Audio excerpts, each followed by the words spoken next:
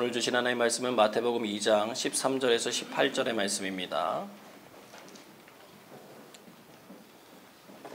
마태복음 2장 13절로 18절의 말씀입니다. 다 함께 봉독하겠습니다. 그들이 떠난 후에 주의 사자가 요셉에게 현몽하여 이르되 헤롯이 아기를 찾아 죽이려 하니 일어나 아기와 그의 어머니를 데리고 애굽으로 피하여 내가 내게 이르기까지 거기 있으라 하시니 요셉이 일어나서 밤에 아기와 그의 어머니를 데리고 애굽으로 떠나가 헤롯이 죽기까지 거기 있었으니 이는 주께서 선지자를 통하여 말씀하신 바 애굽으로부터 내 아들을 불렀다 함을 이루려 하심이라. 이에 헤롯이 박사들에게 속은 줄 알고 심히 노하여 사람을 보내어 베들레헴과 그 모든 지경 안에 있는 산의 아이를 박사들에게 자세히 알아본 그때를 기준하여 2살부터 그 아래로 다 죽이니 이에 선지자 예레미야를 통하여 말씀하신 바 라마에서 슬퍼하며 크게 통곡하는 소리가 들리니 라헬이 그 자식을 위하여 애곡하는 것이라. 그가 자식이 없으므로 위로받기를 거절하였도다 함이 이루어졌느니라. 아멘. 오늘은 약속이라는 제목으로 주의 말씀 증거하도록 하겠습니다. 언제나 우리에게 가장 선한 길로, 우리에게 가장 은혜의 길로 인도하시고자 하시는 하나님의 사랑과 은혜가 우리 귀한 성도님들의 삶 가운데 늘 가득하시기를 주님의 이름으로 축복합니다. 미국의 오페라 테너 가수였던 얀 피어스라고 하는 사람은 노래 실력도 굉장히 뛰어났지만 특별히 50년 가까운 시간 동안을 한결같은 사랑하는 모습을 보여준 좋은 부부로서도 굉장히 유명합니다. 누군가 찾아와서 도대체 어떻게 그 비결을 갖고 살아왔는지를 묻게 되니까 그는 한 가지 약속 때문이라고 밝혔습니다. 아내와 저 역시 결혼 생활 초기에 많은 갈등이 있었어요. 그러나 우리는 분명히 서로를 사랑했고 이 문제를 해결하기 위해서 한 가지 약속을 했어요. 어떤 상황이든 서로에게 얼마나 화가 나 있든 반드시 이 약속만큼은 지키기로 굳게 다짐했고 서로 지켰어요.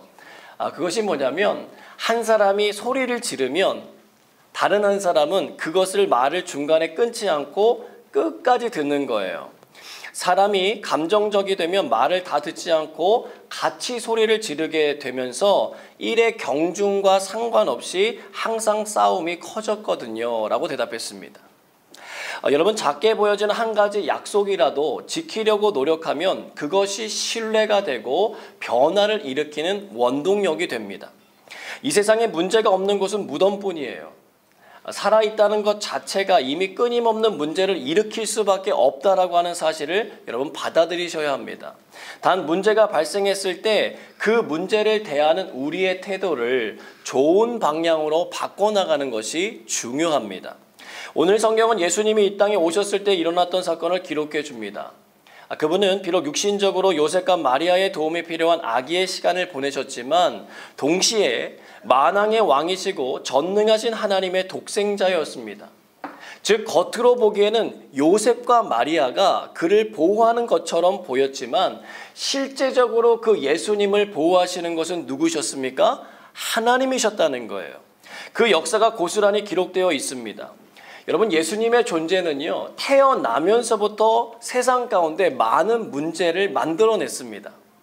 간혹 어떤 분들은 예수님이 이 땅에 계시는 동안 연기를 했다라고 말씀하시는 분들이 계세요. 구약에 예언된 메시아에 대한 부분들을 다 찾아가지고 그것을 외워서 그 약속의 말씀을 이루면 메시아가 될 수 있다라고 해서 그렇게 살았다라는 거예요. 여러분의 생각은 어떻습니까? 그 의견에 우리가 많이 양보를 한다고 하더라도 절대로 그들이 말하는 분이 흉내낼 수 없는 약속의 말씀이 있습니다. 많은 이유가 있겠지만 탄생에 관련해서는 두 가지가 있어요. 첫째로는 처녀가 잉태하여 아들을 낳아야 한다는 것이고 둘째로는 베들레헴에서 태어나셔야 한다는 것입니다. 여러분, 이거는 안다고 해도 꾸밀 수가 또 연기할 수도 없는 부분이라는 거죠. 자, 마태복음은 이 부분의 중요함을 알기 때문에 정확하게 기록해 놓았습니다. 마태복음 2장 5절에서 6절 말씀 같이 읽겠습니다. 이르되 유대 베들레헴이오니 이는 선지자로 이렇게 기록된 바 또 유대 땅 베들레헴아 너는 유대 고을 중에서 가장 작지 아니하도다. 내게서 한 다스리는 자가 나와서 내 백성 이스라엘의 목자가 되리라 하였음이니이다. 아멘. 자, 미가 5장 2절에 있는 약속의 말씀이 예수님에게 이루어졌다는 거예요. 여러분, 예수님의 태어남은 별자리에도 영향을 주었습니다. 지금은 천문학자라고 부르지만 그 당시에는 점성술사라고 부르는 박사들이 왕의 별을 발견하고는 먼 길을 찾아왔어요. 그리고는 어디를 들릅니까? 예루살렘에 이르러서 왕궁에 이르게 됩니다. 마태복음 2장 2절을 같이 읽어보겠습니다. 유대인의 왕으로 나신 이가 어디 계시냐? 우리가 동방에서 그의 별을 보고 그에게 경배하러 왔노라 하니. 아멘. 자, 지금 유대인의 왕이 버젓이 있는데 유대인의 왕이 태어났다고도 아주 분명하고 확신 있게 말했습니다. 놀라운 소식이었어요. 그랬더니 그들이 어떻게 반응했을까요? 와, 왕이 나셨다 그러면서 축제의 분위기를 열었을까요? 아니었습니다. 마태복음 2장 3절 말씀 같이 읽어봅니다. 헤롯 왕과 온 이스라엘이 듣고 소동한지라. 아멘. 예수님의 존재는 태어나면서부터 이스라엘에 소동을 일으켰어요. 요란합니다. 그래서 왕이 대제사장과 백성의 서기관들을 모아서 찾은 말씀이 미가서 5장 2절의 말씀이었다는 거예요. 자, 여러분, 그런데 그 다음 행보는 더 흥미로워요. 헤롯이 박사들을 불러가지고 야, 별이 나타난 때가 언제쯤이냐라고 하는 걸 묻고는 베들레헴으로 보내면서 말하기를 아기에 대해서 자세히 알아보게 되면 자기에게도 좀 알려줘서 자기도 좀 가서 그분을 좀 경배할 수 있는 기회를 달라고 부탁을 하게 됩니다. 여러분, 이 헤롯의 말을 있는 그대로 받아들이면 될까요? 안 될까요? 헷갈리시죠? 자, 다시 한번 질문 드릴게요. 여러분, 이 헤롯 왕의 말을 있는 그대로 받아들이면 안 될까요? 안 될까요? 안 되는 거예요. 안 되는 거예요. 근데 안타깝게도 박사들은요, 의심 없이 왕의 말을 믿었다는 거예요. 그들이 너무 확신에 차가지고 왕이여 그렇게 하겠습니다 라고 대답을 하니까 그 의심 많은 헤롯이요, 추적하는 사람들을 붙이지 않은 방심을 하게 돼요. 왜 우리가 영화를 보면 암살 자객단을 이렇게 보내가지고 쫓아가다가 조용히 추적하다가 목표물을 딱 발견하면 어떻게 합니까? 모두 죽여버리잖아요. 근데 오늘 말씀만 봐도 충분히 그의 포악함을 알 수 있는 헤롯이 그 일을 진행하지 않은 게 정말 신기할 정도입니다. 왜 그랬을까? 그의 포악함과 지혜를 뛰어넘는 하나님의 은혜와 보호하심 때문이었습니다. 할렐루야. 그래서 결국 어떻게 됩니까? 박사들이요, 예수님 만나서 경배하고 너무 기뻐가지고요, 왕궁으로 돌아가서 소식을 전하려고 하니까 하나님께서 직접 개입하셨어요. 마태복음 2장 12절 말씀입니다. 같이 읽습니다. 그들은 꿈에 헤롯에게로 돌아가지 말라 지시하심을 받아 다른 길로 고국에 돌아가니라. 아멘. 자, 여러분 한번 생각을 해보세요. 예수님의 별을 동방 박사들에게 보여주신 분이 누구세요? 하나님이세요. 또 그들에게 꿈으로 헤롯에게로 돌아가지 말라고 지시한 분도 누구세요? 하나님이세요. 그리고 궁궐에서 나오자마자 동방에서 그들이 보던 별이 다시 나타나게 하셔서 인도하시도록 이끄신 분이 누구세요? 하나님이셨어요. 뭔가 이상하지 않습니까? 하나님께서 헤롯의 성격을 모르신 것입니까? 동방 박사들처럼 속은 것입니까? 아니죠. 만약 그랬다면 꿈으로 그들에게 알려주시지 않았을 것입니다. 그러면 왜 굳이 예루살렘 왕궁을 들어서 갔다가 거쳐가게 하느냐는 거예요. 그냥 인도하실 수도 있을 텐데 왜 왕궁을 거쳐가게 해서 왜 일어나지 않고 조용히 넘어갈 수도 있는 이 일을 문제로 들추어내셨냐는 거예요. 왜 오늘 우리가 읽은 본문에 나오는 내용처럼 고통스럽고 신음의 그 현장이 만들어질 수밖에 없는 상황을 하나님께서 허락하셨느냐는 거예요. 여러분, 그 숨겨진 의도를 아셔야 합니다. 하나님은 항상 계획이 있으신 분이시고요, 모든 일에 실수가 없으신 분이시며 약속하신 바를 반드시 성취하시는 위대하신 분이기 때문에 그래요. 여러분, 이 궁금증을 가지고 오늘 본문을 통해 주시고자 하시는 하나님의 메시지를 발견해 나가시기를 바랍니다. 자, 마태복음 2장 13절 말씀 같이 읽어봅니다. 그들이 떠난 후에 주의 사자가 요셉에게 현몽하여 이르되 헤롯이 아기를 찾아 죽이려 하니 일어나 아기와 그의 어머니를 데리고 애굽으로 피하여 내가 내게 이르기까지 거기에 있으라 하시니. 아멘. 자, 여러분, 여기 나오는 그들은 누구예요? 동방박사들입니다. 그들이 먼 길을 와서 경배한 것도 굉장히 귀한데 그들은 당시에 매우 귀중하게 여겼던 세 가지 예물을 각자 준비해서 왔어요. 여러분 기억하십니까? 황금과 유향과 몰약입니다. 아주 귀한 것들이에요. 여러분, 그들은요 이미 별을 보고 떠나기를 결정하는 순간 단순한 호기심이 아니라 진정한 경배를 드리러 간 믿음이 있었던 사람들이라는 거예요. 만날 수 있을까가 아니라 반드시 이분을 만나게 될 거라고 하는 것을 믿었다는 거예요. 자, 여러분이 교회에 나오신 과정을 한번 돌이켜 보세요. 자, 이곳은 지금 분명 사람들이 가득 차 있습니다. 그러나 우리가 부르는 찬양, 우리가 부르는 기도, 우리가 함께 나누는 이 말씀이 가리키는 것은 사람이 아니에요.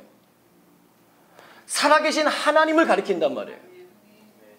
근데 여러분은 그런 하나님 앞에 어떤 예물을 들고 나오셨어요? 아니, 기대는 하고 오셨습니까? 잘 돌이켜 보시라는 거예요. 당시 점성술사들은 바보가 아니에요. 지혜자들이었습니다. 여러분, 구약 성경에 나오는 다니엘이 바벨론 궁정에서 했던 일도 바로 그 당시 점성술사들이 하는 일처럼 미래를 바라보고 예견하는 일들이었어요. 한마디로 말하면요, 똑소리 나는 사람들이었습니다. 그런데 그들이 확신에 차서 떠났다는 거예요. 어떤 확신? 반드시 만나게 될 거라고 하는 믿음이 있었고 하나님께서는 그런 그들을 실망시키지 않고 그들의 믿음이 아름다운 열매를 맺도록 친히 인도해 주셨다는 거예요. 자, 히브리서 11장 6절 말씀 같이 읽어보겠습니다. 믿음이 없이는 하나님을 기쁘시게 하지 못하나니 하나님께 나아가는 자는 반드시 그가 계신 것과 또한 그가 자기를 찾는 자들에게 상 주시는 이심을 믿어야 할지니라. 아멘. 여러분, 뭐가 없으면 하나님을 기쁘시게 하지 못한다고요? 다시 한번요. 뭐가 없으면 하나님을 기쁘시게 못한다고요? 믿음이 없으면입니다. 자, 저와 여러분에게 이런 믿음이 있는지를 확인하셔야 된다는 거예요. 호기심 정도가 아니라 하나님을 내가 반드시 만날 것이라는 믿음으로 임해 보시라는 거예요. 그런 마음으로 예물도 준비하고 그런 마음으로 찬양도 하고 그런 마음으로 기도도 하고 그런 마음으로 말씀도 들으며 반응해 보시라는 거예요. 반드시 하나님의 역사를 느끼고 경험하게 될 줄로 믿습니다. 여러분, 그들의 순종이 낳은 열매는요 단순히 그들 자신으로 끝나지 않았어요. 요셉과 마리아가 받게 되었을 큰 위로와 격려를 여러분 헤아려 보시면 좋겠어요. 여러분, 세상에 어떤 부모가 자식을 마구간에서 낳고 싶습니까? 여기도 부모님들 많이 계시는데요. 여러분, 자녀 낳을 때 마구간에서 낳고 싶으신 분 계세요? 그것도 성령으로 잉태된 자녀였고요. 하나님으로부터 직접 지시하심을 받아 키워야 하는 자녀였어요. 그들의 자녀였지만 엄밀히 말하면 그들의 자녀가 아니었어요.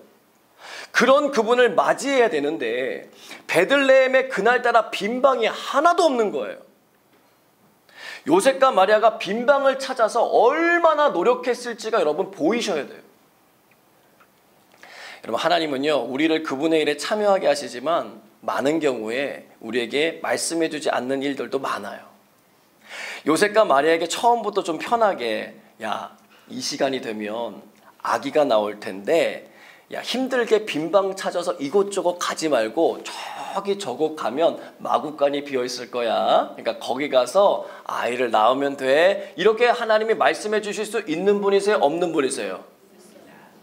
여러분, 믿음을 좀 쓰세요. 네, 하나님이 그렇게 하실 수 있는 분이시잖아요. 근데 그렇게 알려주지 않으셨다는 거예요. 고생 다 하게 하셨어요. 최선을 다했지만 결국 그들은요 똥냄새 나고 여물 냄새 나는 마구간에서 메시아를 맞이해야 됐습니다. 여러분, 그 당시요 지금처럼 무슨 SNS가 있는 것도 아니잖아요. 예수님 이렇게 딱 찍어가지고 올리면서 여기는 베들레헴 어느 마구간 이렇게 뭐 올릴 수 있는 게 아니잖아요. 근데 누가 찾아왔다고요? 동방의 박사들, 즉 지혜자들이 찾아왔다는 거예요. 또한 그들은 그냥 오는 게 아니라 당시에 정말 값지고 귀한 물건들을 준비해가지고 와서 예수님께 드렸다는 거예요. 여러분, 상상할 수도 없는 스케일을 하나님께서 보여주시는 겁니다. 그 일을 통해서 뭘 나타내시는 거예요? 누가 한 일이다? 하나님이 하신 일이라는 걸 보여주시는 거예요. 그리고 그들이 들었던 모든 약속의 말씀들은 거짓이 아니라 진짜였다라고 하는 걸 확인시켜 주시는 거예요. 여러분, 성경에 기록되어 있지는 않지만 그들이 와서 경배할 때 요셉과 마리아가 경험했을 그 가슴 벅찬 감격의 눈물을 여러분 생각해 보시면 돼요. 최고의 선물이라는 짧은 글을 읽어본 적이 있어요. 크리스마스가 되었을 때 아이들이요, 학교에서 열리는 벼룩시장에 참여해서 아빠에게 줄 선물을 고르게 됐습니다. 아이들은 아빠를 위해서 크리스마스 선물을 사고는요, 끝까지 비밀을 지키기로 약속을 했어요. 특히 6살짜리 아들이 줄 선물이 이 아빠는 너무 궁금한 거예요. 아이도 스스로 참기가 너무 어려운지 매일같이 오더니, 아빠, 내가 무슨 선물 산 줄 알아? 맨날 이러는 거예요. 그러니까 더 궁금해요. 자, 그런데 이제 크리스마스 드디어 아침이 됐습니다. 아이가 막 흥분했어요. 막 흥분해가지고 자기의 선물을 갖고 오더니 아빠 빨리 열어보라는 거예요. 그래서 기대에 차가지고 포장지를 딱 뜯었는데 35살 먹은 아빠에게 준 선물이 뭐였냐면 다름 아니라 2cm 정도 크기의 초록색 플라스틱으로 만든 티라노사우루스 공룡이었어요. 그것도 하나가 아니에요. 세트, 여러 개가 들은 세트를 딱 준 거예요. 그런데 아들이 거기서 멈추질 않아요. 아빠에게 한 개의 공룡을 가리키는 거예요. 아빠 그 공룡 그러면서 막 가리키는 거예요. 그래서 아빠가 그 공룡을 봤더니 그 공룡의 앞 발톱에 옷에 꽂고 다닐 수 있는 클립이 부착되어 있는 거예요.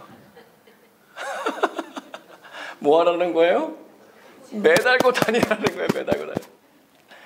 그 아빠는 이런 글을 적었습니다. 그날 크리스마스 아침에 본 아들의 눈을 결코 잊을 수가 없다. 그러면서 아빠가 생각합니다. 온갖 자질구레한 물건들 속에서 그 하나의 보석을 발견하기 위해서 고심하며 벼룩시장을 뒤졌을 아이의 모습을 떠올린 거예요. 아빠는 그 선물을 자기의 옷깃에 꽂고 매우 근사하다고 탄성을 지르고 너무 멋있다고 그러면서 몇 주일 동안 그 공룡을 꽂고 다녔다고 합니다. 그러면서 그는 이렇게 글을 갈무리했어요. 내 아들이 내게 선물한 물건의 실체 값어치는 몇 푼밖에 안 되겠지만 내게 그것이 황금만큼이나 가치가 있다.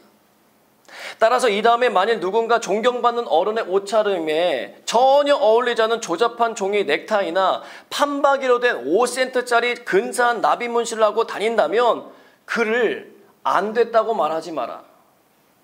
만일 그에게 그것들이 약간 우스꽝스럽게 보인다고 말하면 그는 이렇게 말할 것이다. 그럴지도 모르죠. 하지만 내 6살짜리 아들은요, 내가 지금 세상에서 가장 좋은 것을 선물로 받았다고 여기고 있습니다. 그리고 이것은요, 미국 재무성이 아무리 많은 돈을 줬다 해도 내게서 이것을 사갈 수 없어요. 이것이 내가 플라스틱 공룡을 양복 옷깃에 꽂고 다니는 이유입니다라고 글을 적었습니다. 여러분, 선물에는 마음이 담겨있게 되어 있습니다. 반대로 선물을 준비하지 않는다는 것은 마음이 없다는 것입니다. 이거 깨달으셔야 돼요. 지금 이 예물을 예수님께 드려야 될 사람은 동방의 박사들이 아니라 오래전부터 하나님의 약속을 받아 알고 지낸 이스라엘 백성들이었다는 거예요. 산모가 아기를 낳는다는데 병원에는 같이 못 데려갈 망정에 방 한 구석이라도 좀 내줘서 편하게 아이를 낳을 수 있도록 도와줘야 되는 게 정상 아니에요? 그런데 베들레헴에 그 당시 있었던 이스라엘 백성들 가운데 누구 한 사람도 그 일에 참여하는 사람이 없었다는 거예요. 정말 안타까운 일입니다.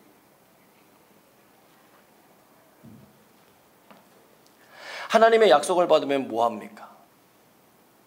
하나님의 약속인 성경을 가지고 있으면 뭐합니까? 그것의 가치도 모르면 아무 소용없는 거예요. 여러분, 이것이 비단 그들만의 문제냐고요? 아닙니다. 오늘날도 여전히 우리 예수님이 홀대받고 계시다는 걸 잊으면 안 돼요. 어디에서요? 주님의 몸된 교회에서입니다. 역사는 계속해서 반복되고 있어요. 예수님을 알지 못하는 사람들이 예수님께 경배하지 않고 예물 드리지 않는 것은 이해가 돼요. 그런데 예수님을 아는 사람들이 예수님께 경배하지 않고 예물을 드리지 않는다면 이건 심각한 문제인 거예요. 하나님께서 지금 이스라엘 백성들의 현주소를 낱낱이 보여주시는 거예요. 그들이 얼마나 하나님의 약속에서 멀어진 상태로 사는지 들추어 보여주시는 거예요. 동방 박사들이 와서 예물 드린 것을 보고 마냥 기쁘게 여기시면서 만족하시면 안 돼요.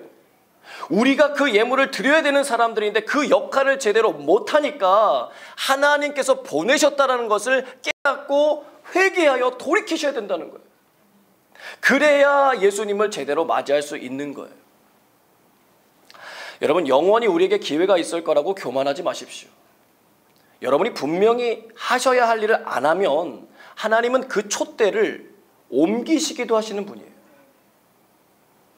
하나님께서 기회 주실 때 또 마음 주실 때 여러분 순종하셔야 돼요. 그것이 맺는 열매가 굉장히 커요. 동방의 박사들을 통해서 하나님께서 그 값비싼 보물들을 받게 하신 이유가 있었어요. 바로 이어지는 애굽에서의 이민 생활 때문이었습니다.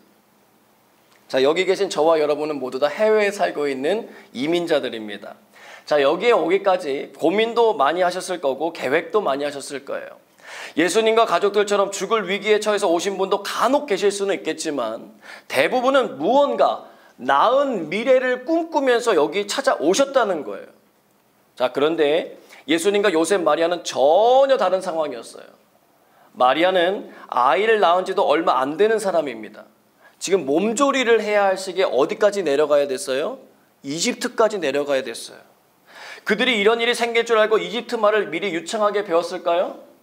하나님께서 야, 좀 있으면 너희들 이집트로 가야 되니까 이집트 이민 생활하는데 이집트 말이 좀 필요하다. 열심히 좀 외워도 그렇게 말씀해 주셨을까요? 아니었어요. 갑자기 불어닥친 폭풍이었습니다. 마구간에서 나올 때는 아이고 이를 어째 하다가 동방 박사들이 와서 경배하는 것을 보고는 오 하나님 감사합니다라고 했을 거예요. 그러나 곧바로 이어진 것은 피신 명령이었다는 것입니다. 여러분, 하나님의 말씀에 순종한다는 일이 결코 쉽지 않다라고 하는 것을 그들이 몸소 보여주는 거예요. 근데 감사한 것은 뭐냐면 앞선 그 일들을 통해서 요셉이 준비가 되어가고 있었어요. 어떤 준비냐면 하나님의 음성을 들었을 때 긴가민가하지 않고 바로 순종할 준비가 되었다는 거예요. 마태복음 2장 14절입니다. 같이 읽습니다. 요셉이 일어나서 밤에 아기와 그의 어머니를 데리고 애굽으로 떠나가. 아멘. 곧바로 순종했다는 거예요. 그리고 그곳에서 헤롯이 죽기까지 살았습니다. 어떻게 살았을까요?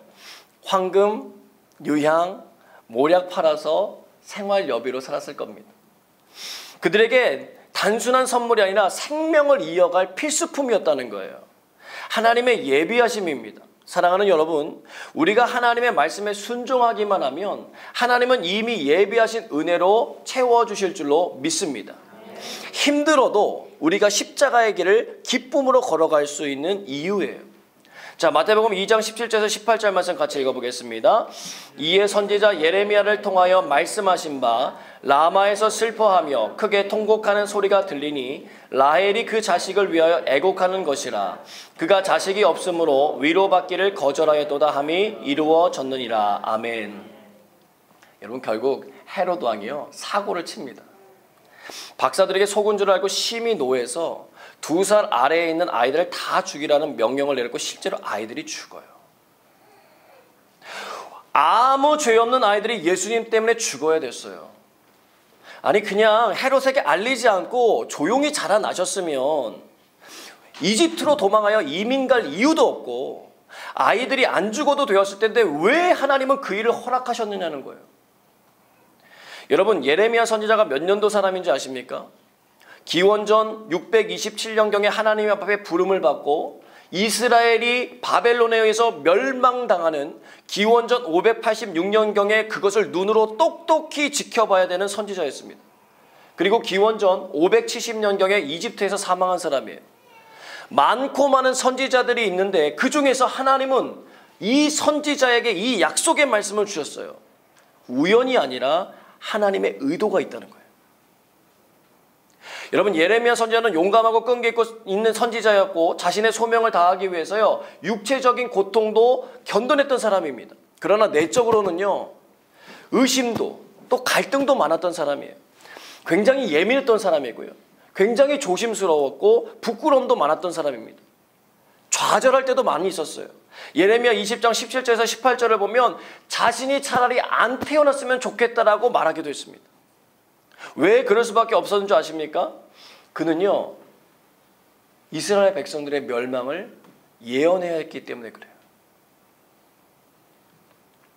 하나님의 약속을, 그 약속의 말씀을 알고도 그 약속을 지키지 않고 멀리하는 그들이 당할 일을 예언만 한 게 아니라 그 치욕스러운 현장, 그 고통의 현장, 그 눈물 나는 현장을 두 눈으로 똑똑히 지켜봐야 되는 선지자였다고요. 예레미야 17장 9절에서 10절 말씀 같이 읽어보겠습니다. 만물보다 거짓되고 심히 부패한 것은 마음이라. 누가 능히 이를 알리오마는 나 여호와는 심장을 살피며 폐부를 시험하고 각각 그의 행위와 그의 행실대로 보응하나니. 아멘. 우리가 믿고 의지하는 마음이 얼마나 헛된 것인지를 알게 하시는 거예요. 여러분, 당시 이스라엘 왕이었던 헤롯이 예수님을 경배하겠다고 말했지만 그것이 새빨간 거짓말이라고 하는 것이 드러나기까지는 오랜 시간이 걸리지 않았다는 거예요. 그리고 예루살렘에 성전을 짓고 있었던 그가 한 행동을 보세요. 2살 아래에 있는 아이들을요, 죽이는 일을 서슴지 않았어요. 동방 박사들이 드린 예물이 무색할 정도로 악랄한 범죄를 이스라엘 땅 가운데 살고 있는 백성들이 행했다는 거예요. 그리고 하나님은 그것을 이미 오래전부터 보셨고 아셨어요. 그럼에도 불구하고 그 일을 허락하셨어요. 마치 출애굽한 백성들이 광야에서 매일같이 공급되는 만노와 메추라기를 그날 먹은 만큼만 가져가라고 했는데 어떻게 했습니까? 그날 먹을 만큼만 가져갔을까요? 더 가져갔을까요? 그날 먹을 만큼만 가져갔을까요? 더 가져갔을까요? 감사해요. 네, 더 가져갔어요. 왜 더 가져갔을까요? 혹시 모르니까. 내일은 하나님이 안 주실지도 모르니까. 예, 걱정이 되고 염려가 되니까 가져갔어요. 하나님의 방법은 어떻게 하셨어요? 하나님이 어떻게 하셨어요? 다음날 아침이 되니까 그 가져간 것에 벌레가 나고 냄새가 나게 하셨어요. 다 드러나게 하셨어요. 숨길 수 없게 만드셨어요. 하나님이 왜 그 방법을 사용하셨을까요? 다시는 하나님의 말씀을 믿지 못하는 생각에 사로잡히지 말라는 거예요. 불신은 죄이기 때문에 그래요. 하나님께서 헤롯의 이런 잔혹함을 보여주시는 이유가 무엇입니까? 우리 안에 예수님이 왕이 되셔야 하는데 우리가 왕이 되려고 하기 때문에 그래요. 말씀대로 사는 게 싫어요. 이유는 간단합니다. 내가 왕이 되려고 하기 때문이에요. 그러면 어떤 문제가 생긴다? 내 안에 예수님이 오시려고 하시는 것을 막는 정도가 아니라 그 예수님을 죽이려고 한다니까요. 죽여서 없애면 내가 왕으로 계속 살 수 있을 거라고 하는 착각에 빠진다는 거예요. 그러나 역사는 분명히 우리들에게 증언합니다. 헤롯은 죽었고 죽이려고 했던 예수님은 다시 돌아오셔서 그분의 사명을 다 감당하셨다는 거예요. 여러분, 하나님은 얼마든지 예수님을 보호하기 위해서 초자연적인 역사를 이룰 수 있는 분위기도 하셨지만 자신의 힘을 자랑하지 않고 피하는 길을 선택하셨어요. 그리고 그 고통의 현장을 지켜보셔야 했어요. 그리고 그런 상황 속에서도 하나님께서는 마치 보란 듯이 그분의 약속대로 모든 것을 이루셨어요. 그걸 통해서 알려주시는 거예요. 악을 악으로 갚지 말고 악을 선으로 이기라고 하는 하나님의 말씀을 가르쳐 주시는 것입니다. 그분의 방법이에요. 바라기는 하나님의 약속인 성경을 소유하고 계신 것에 만족하지 마시고 그 약속의 말씀을 귀하게 여기고 말씀의 순종함으로 하나님의 마음을 시원케 해드리는 믿음의 사람들 되시기를 축복합니다. 하나님께서 오늘 저와 여러분을 노스쇼 아름다운 교회라고 하는 주님의 몸에 속하게 하신 뜻을 이루어 가시는 한 해 되시길 주님의 이름으로 축복합니다. 함께 기도하겠습니다.